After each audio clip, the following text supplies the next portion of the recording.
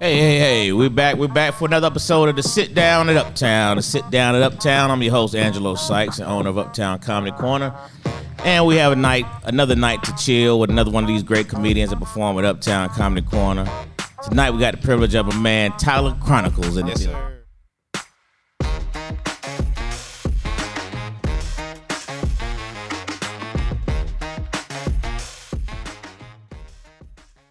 What's Angelo. good, brother? Hey, man, everything's good, man. Always good to be in the place that helped raise me in comedy, man. So, I mean, I know this ain't the place per se, but the club name that raised me in comedy, man, for sure. That's what's up, brother. Yes, Good to have you, man.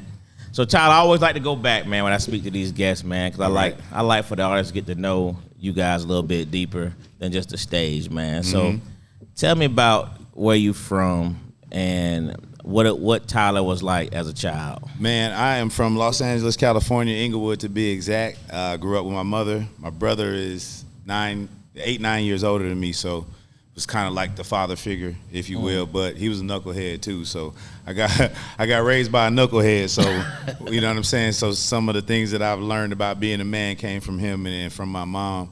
I was smart, always got A's, you know what I mean, because I have a good memory. That's all you got to do is have a good memory in school. That's true. They never tell you that. And they like, study hard, but if you can't remember that shit, it don't fucking matter how much you study. So I had decent memory, and you know that pushed me through school. I wasn't the class clown, but I would get people in trouble by making them laugh on the low and then getting good grades and shit like that. Okay. So and basketball was my life. All the way up until college, and through college, and I finished college, started coaching basketball in college. At junior college, I started coaching basketball, got my MBA, doing that at the same time, and then moved to Atlanta trying to get a job with the Hawks and all that shit, and started doing an improv group with my homeboy Remo that was on the show tonight. And from there, I just kind of fell in love with comedy, and we here, man. Wow. We here, man. Wow. Yeah, yes, sir. Hey, man, You just made about 3 questions in one right there, brother. My fault. You covered you said as a child, my fault. You did say as a child. It's all good, man. It's all good. You went on here because you went right through it. So as a kid, you were playing basketball at a young age. Then did you play other sports? Nah, man. I mean, I played football for a little while, but once I got really locked in with basketball and trying to make it my main thing, I didn't really do anything else. You know what I'm saying? But I did realize that kind of on the bus trips and stuff like that I could make people laugh, and that was kind of the beginnings of everything. So, but yeah, man, I fucking love basketball. I still do to this day. Really? It comes from my mom too. You know what I'm saying? Mom was a hooper too? Moms did not hoop. She didn't really play sports like that. She played ball back in the day where you couldn't dribble. You know what I'm saying? You had to pass it, and it had belts on. They played basketball with belts and skirts. So, but she just loved basketball, man, and I've been watching it with her since I was little, you know, going to games, and she'll watch any fucking thing, like University of Pembroke versus Marist. I'm like, wow, what you doing? I'm watching the game. What game? Ain't no game on. She just watch anything. So that's where I got my love of sports from. And to this day, we still go and watch the basketball and shit. So I know it's probably an obvious, easy answer, but being from Inglewood, I'm assuming you're a lifelong Laker fan. Man, yes, sir. Let's go Lakers. We back, baby. Hey, we had to get rid of Russ, man. Russ was rusty. Russ was rusty. He wasn't right for us, bro. And now you see what he doing with the Clippers. Yeah, man. Look, he playing for us still. You're right. That's funny. But yeah, lifelong. I was gonna say my mom was actually watching the Showtime Lakers while she was in the hospital with me. You know what I'm saying? Like not while giving birth, but while she was in there. Yeah, for sure. So lifelong Laker fans, whole family. Gotcha. Whole family. My mom's would text me all the time. What the fuck are the Lakers doing? Like out of nowhere. So yeah, ride or die. So let me ask you a question. How does it work for people from LA? Right? How does it work in terms of becoming a Laker or a Clipper? I mean, how does that work? You don't become a Clipper. That's how it works. Like, yo, you don't become a Clipper. All right, so if you were maybe lately, you know what I'm saying? Like I feel like if you was born maybe in the late 90s and you grew up watching Chris Paul and Blake Griffin, that era of Clippers, I could see maybe why you a Clipper fan, because they were exciting. But like, what? If you was born in the 80s, you wasn't cheering for the Lakers? You stupid. Like the Clippers was real bad, man. Like I used to sneak in those games. Yeah, they ain't even care, man. Yeah. Shit, you what? Hey, they say the Clippers games, you leave 2 tickets to the Clippers game for somebody, you come back and it'd be 4 tickets. Like, damn, they done double the tickets. They ain't go in the motherfucker. They thought that was a donation block. Yeah. It's like, yeah, take mine too. But yeah, they used to play in the sports arena. Man, ain't nobody, nah, hell nah. Right. You know how some people are just like opposite. You might find some of them here and there, but they don't really like the Clippers. Like I said, if you was watching them at a certain time, why would you pick the Clippers? Like, I can see if you was in Cleveland and all you got to pick from is the Browns. You know what I'm saying? Like, it is what it is. That's your team. But if you got 2 teams to pick from and your whole life the one team is losing, no, hell no, hell no. We winners around here. We are winners around here. So, is Kobe Bean your all-time favorite player? Where is he ranking to your second behind? Yeah, man. So can I go LeBron and Jordan 1? I respect that. Okay. I respect that. Okay. You know what I mean? Man, and it is hard to say because, man, I was pushing the Jordan everything, but this dude, man, different. LeBron is just, I don't think, I mean, we're not going to see anybody like that. There may be somebody like that way down the road, but we ain't going to be around to see nobody that big, that fast, that knows the game, shoot, pass, rebound, defend, like, man, yeah. But, Mike was an animal too, so we ain't gonna see nobody like that either. And then, Kobe was right there, so they're right there, and Kobe, I feel like, was right there because he was just an assassin.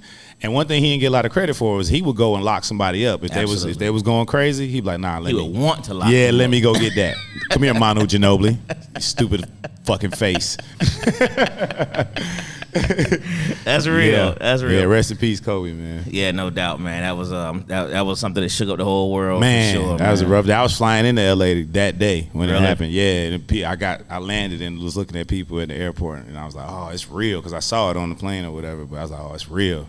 Man, that was tough. Yeah, it's one of those. To me, I think it's, you remember certain major incidents, you know what I mean? And Kobe is one of those, especially for our generation. For sure. What I mean? Michael Jackson. I mean, you remember exactly where you was when you happened. Yeah, stuff like that. It's just different, So, yeah, no doubt. But I agree with that. I don't disagree with your assessment. I can live with LeBron, because first of all, they're 2 different players. This is my argument all the time. These are 2 different eras, different players, 2 different eras. Play the game differently. So the game is played differently. You know what I'm saying, both sides. So yeah, it's hard. It's hard to say they both was I'm just glad I was allowed to see both of them hoop. Man, you know what I'm saying? All 3 of them, really. You know what I'm saying? That's facts. Yeah.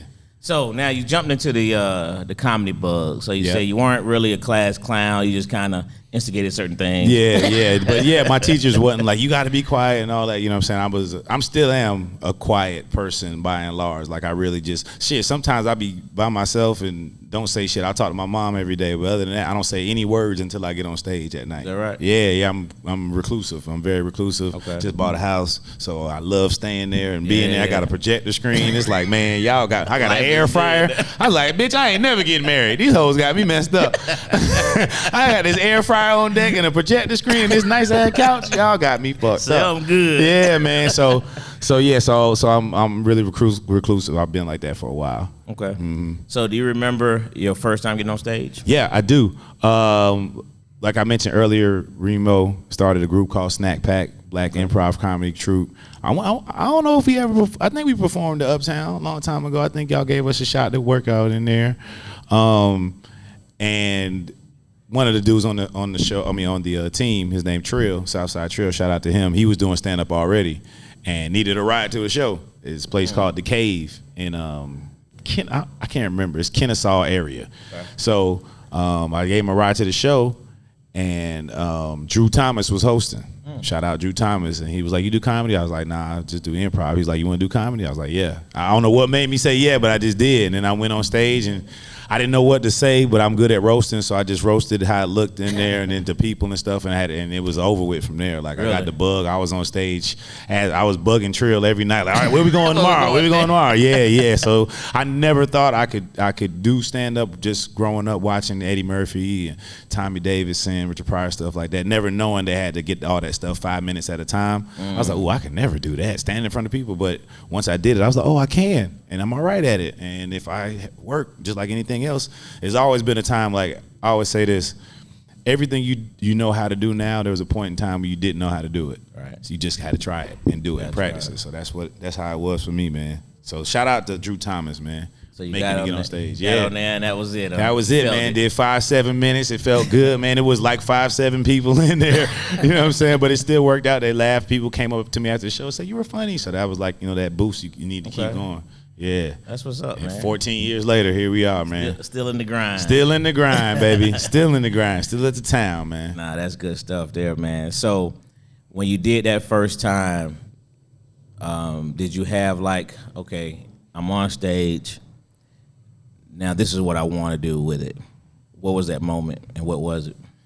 Like, you mean what I want to do with my jokes or my career? What's your career? With the comedy? Oh, man. I was working at the same time, too. I did have a job with the Hawks, you know what I'm saying? So I never really thought of it could be a career. And then I started meeting comedians like Ronnie Jordan, Double D, Rodney Perry. And they like, yeah, man, talking to them and chopping it up. And they're like, yeah, been married for 10, 15 years now. My wife don't work. And I'm like, your wife don't work? How? I do comedy. I'm like, damn, for real? So that moment right there, something clicked in me. I was like, yo, you know what I mean? I know these dudes, but by and large, a lot of people don't know who they are, but they're making a great living telling jokes. Right. Like, wow, taking care of their family, telling jokes. So once I saw that, it was like, all right, let me really turn it up and see what can happen. Yeah, so shout out to them for even giving me that knowledge, because sometimes the old head comedians, they don't really want to say nothing to you when you coming up until you be funny a whole bunch of times. So yeah, shout out to them. That really clicked in my. Tyler Craig was another person as well. Man. Yeah, rest in peace, Craig, man. Yeah, no doubt. Yeah, yep. So you came in an era, Tyler, where you kind of got a mixture of both worlds, right? Because you came in with the grind, with the guys who were doing, the driving, the spot. Man, yes. And then you're right here in the middle of the social media age. Correct. How do you filter out the two? How do you use those? Man, there's an old saying, get in where you fit in. And I learned that early. Even though I feel like I still haven't mastered the social media part, I knew I couldn't be against it. When it first started, a lot of comedians were against it and against the people. And I looked at it like this, especially with the comedian part of it. When it first started happening, social comedians was getting booked and doing places, and comedians was getting mad. Yeah. And I said, hey, man, look at the terrain. There's maybe 4 of them, maybe 5 of them in the whole country. Social media comedians that could go and have a place sold out. Right. There's how many comedy clubs in the country?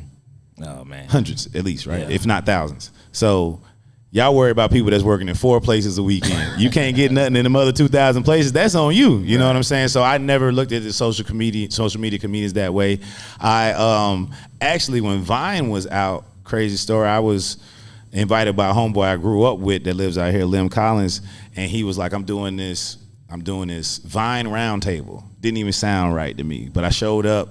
Moneybag Mafia was there, DC Young Fly was there, Rodney Perry, and this is before anybody really knew who anybody was. Yeah. A lot of people that ended up going viral off of that, and I didn't really pay attention like I should and get into it, so that's like one regret I had, because everybody in there, they pages shot up, you know what I mean, from there. So I see where I missed out on, but I also see where I can find my niche at when it comes to social media. And because, you got to have it now, because that's, how it used to be, is like, is he funny? All right, when we come to my club. But now it's like, all right, do people know him? Are they going to come to sell tickets? So it's all a part of the game. You better play. You know what I mean? It's you can't fold your hand. You got to play that bitch. You really do. Yeah, man. You really do. You get left out in the curve. Yeah, man. Yep. Nuts out. Facts. That's nuts out on the curb, man. Hey, that's facts, man. Yeah. So now you kind of advanced that, though. You're not only doing the social media, but you're doing a lot of writing. Yes, yeah, behind the scenes on. So you're doing the front and the back end. Yeah, man. How does that feel? That's the dope thing. So being from LA, but starting my career in Atlanta, I thank God that I didn't start comedy till I got here, because dude, you could do so many projects, even if they're for free. Sometimes so many people trying to do stuff, you end up being in training without even knowing it. You know what I mean? So like I shot this pilot for Bossip, the website Bossip, and it was a 7-episode pilot, but the writers never got to meet the actors. It was like 6 or 7 of us, so they didn't have our voice in there. It wasn't really it didn't really gel. So we would meet up every Sunday as a cast and rewrite the script, and I was doing most of the writing. So I was like, okay, that was one note. Then people would come in the middle of set, like Carl Payne, Tommy Ford, rest in peace. They would come in the middle of the set and they'd be like, hey, can you write them into this scene real quick? And that was another light. Like, okay, I'm doing it for free, but it's training. You know what I'm saying? Yeah. So that was kind of my first kind of foray into it. And then another Atlanta comedian from Duval, actually, but Lil Duval, he said, he DM'd me. I didn't even know he knew who I was. He DM'd me. He was about to host the BET Awards, 2019. And he was like, hey, man, are you here? Just touch time, give me your phone number. I'm like, all right, bet. I didn't even know he knew who I was. And he's like, hey, man, I need you to write for me for the BET Awards. I like your stuff. I'm like, oh, damn, that's dope. So I'm like knowing people, seeing it. And then once I got to write for the BET Awards, I'm working with Jesse Collins and Deion Harmon, all the major people. Shout out to them, man. They going crazy. If y'all don't know who Jesse Collins is, Deion Harmon, they just produced the last 3 Super Bowls. So the Weeknd, the Dre one, and then the Rihanna one. Right. They produced all that, and they produced all the live shows on BET and stuff. And once starts working for them, they're like, oh yeah, he's dope. So I got on all the other stuff, and just it's gotten to a point where you can't put a black person on stage without me writing for him. You know what I mean? You can't throw nobody except Deion Cole. Shout out Deion. He write his own shit. I got to make sure I say that because I do the Soul Train Awards. I write those too, but when he did it, he did his own shit. Really? Yeah, for sure. We don't get a lot of comedians to host those things. Yeah. When you get a comedian, they normally have their own shit, obviously. Right. But we're getting singers and actresses and stuff like that, so we really got to hone down on the comedy. That's cool, man. Yeah, man. That's great. It's a blessing. It is amazing, man. Another thing I never thought I could be doing or would be doing, just like the comedy, but it all rolls into one. That's cool. Yes, sir. That's good stuff, man. Thank you, man. And to get it from both sides, man. You got to, man, because you know how to go. The comedy game is up and down. Yeah. Shit, you get a couple clubs, but it's once a year. You got to find something to do with all the 355 days or 64 days, whatever the fuck it is. Excuse my math. But yeah, you got to figure out what the hell you're gonna do with the rest of your time, man. That's right. So you gotta, and we've been sitting at home with COVID happening and everything. So that was a lot of time to write and hone your other skills. So you gotta have them. So you've been on two of the biggest platforms is around here in the comedy world as well, man. Between Wild 'N Out, 85 South. Man. These two platforms are huge, man. How's that experience for you? First with 85, man. Shout out to them because you was around at the beginning of it 100%. And probably heard, hankerings of it. And I remember they was at Steve Harvey's studio and I would pull up on them and they were figuring out what they want to do. And now that shit is a corporation. it is a conglomerate. And shout out to Chad Oubre, the guy that runs the whole situation, Lowe's DC, Clayco, Chico. It's just dope because I came up with them in comedy too. Right. You know what I'm saying? Like back when we was buying a 3-5 and splitting it 3 ways, you know what I'm saying? Splitting the weed money and all that, bro. Like coming from that to see somebody say, hey, this come from my own mind and be able to do it and own it and have the ownership of it, man, owning it is everything. Yeah. Owning is everything in this business, man. So shout out to them and then shout out to Nick for even thinking of having a platform for us. Nobody that has that opportunity rarely does it, especially our color. Now, Will Ferrell, he got a movie. He putting all his niggas in there. Right. You know what I'm saying? Adam Sandler, he got a movie. All my niggas is in here. That don't really happen with us. True story. Nick is one of the few people that do it and been doing it for years. He's literally putting people on TV that have no other shot at being on TV. Nobody else is auditioning them. They can't even get an agent. But he's putting people on TV and giving them that chance to be like, oh, people like them now. You know what I mean? People come to him. So that's good stuff. Yeah, man. Shout out to Nick, bro. That's cool, bro. That's real good stuff. Yes, sir. So what does Tyler see? Like, what is it that you haven't done yet that's on your to-do list? That's one of your goals. What I just said, being able to do something like Nick did, have my own situation where I could hire people that won't have a chance to do it otherwise, because I kind of fall in that same thing, getting hired on Wild 'N Out to, write and do different things like that. I just see that right there, and it's like, if I could get more people into the game, that'll only help me.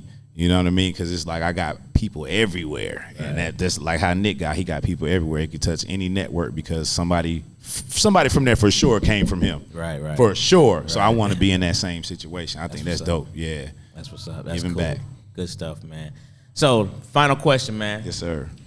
we do a top 5 on my classic conversation. Oh, the too. list. Yes, sir. The list gets you in trouble, man. Clickbait. Here we go. Now this is gonna be good. This is gonna be good for you. This is gonna be good for you, What right? this I'm is? gonna make it real easy for you. All right. Top 10 places to buy pussy. I know it. Hey, listen. But you know what? I'm glad you said that, Tyler. I know you are. No, because I almost forgot that. Okay. Your top 10s you're doing right now. Oh, okay. I thought you were talking about mine. Nah, I wasn't talking about that. All right. Oh, yeah. Your top 10s right now are hilarious. Thank you, man. I appreciate it. No, man. for real, man. Thank you. And it's a purse. It's a damn purse. That's my problem. I ain't got no problem with a man bag or none of that shit. But if you got to put man in front of something, it belongs to a woman. So that thing is a damn purse, bro. It's a purse. Nigga be like, but I have my gun in it. Yeah, you can put your gun in your purse, just like Della Reese, nigga. Every time I see it, I say it's a purse, That man. purse coming, man. I had to let him know because when I did the first video and I said something about a purse, niggas reacted with so much vitriol. I said, oh, I got to say that every time. They mad. I got to say that every time. That's what I'm saying about finding your niche in social media. You got to find the thing. And I was like, okay, what can I do? I don't really like meeting up with people and doing sketches. Like I said, I'm a recluse. So shit, I was like, well, I can write. If I could come up with a topic, I'm certain I could find 10, at least 7 to 10 funny things to say. And I was like, boom, we got it. Hey, man, I love those, man. Thank you, bro. Yeah, keep those up, bro. Those are hilarious. I share them every time I get them. My man, that's what I need. We need them shares, man. And it's a purse. It is a purse, bro. Because it's a purse. My dog. That's classic. All right, top 5 LA athletes of all time. So from LA or played in the city of? Either one. All right. Either one. Magic Johnson. All right. Bo Jackson.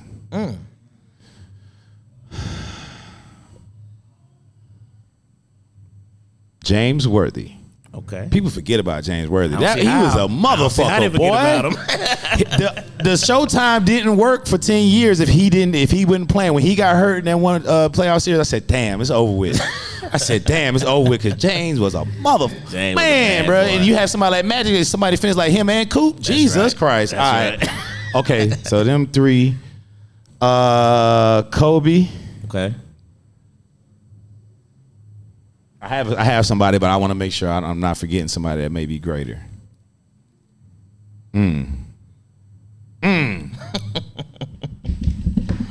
All right. Shaq. Gotta go with Shaq. All right. Shaq was crazy, man. Shaq was a man child. Yeah, man. Shaq was different, especially when he was in Orlando, especially, bro. Yeah. Woo-wee, he was different. Nah, he was. Ain't no question. Yeah, man. That's a good 5. It's tough though. That's a good. You almost stumped me. I know on that. it. I know. I'm gonna hit you up later on. Like, hey, nigga. Also, Hey, man, Tyler, bro. First of all, man, shout out to all you've been doing, man. Thank you, brother. You know what I mean? I love to see the growth, brother. You know what I mean? Thank you, man. And so I'm always happy to see guys who, came from this room, these clubs, this name, and continue to build.